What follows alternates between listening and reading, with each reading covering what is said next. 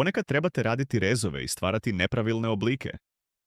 Pogledajmo kako, primjerice za kućni ured, napraviti lijepo oblikovanu radnu ploču u obliku slova L. Zamislimo stol s dva ormarića s desne strane i jednim ormarićem s ladicama lijevo, a preko vrha želimo provući L radnu ploču. Za početak odaberite gornji element, zatim kreirajte novu ploču, prikvačite je na rub i produžite do ruba ormarića s ladicama. Sada napravite izrez kuta.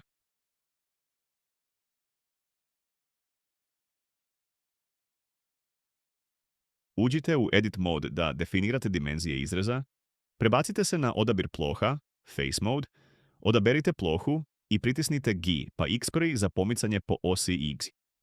Prikvačite je na rub ormarića.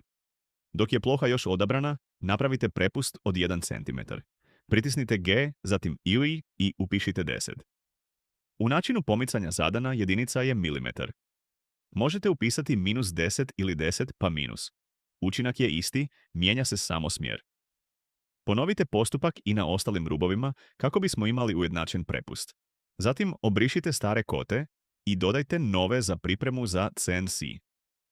Kad su kote dodane, ploču možete izvesti za CNC rezanje. Možemo stati ovdje, ali idemo korak dalje i dodatno izbrusiti dizajn.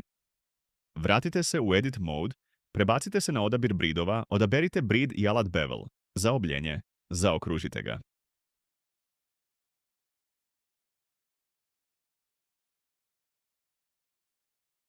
Ponovite postupak na suprotnom kutu.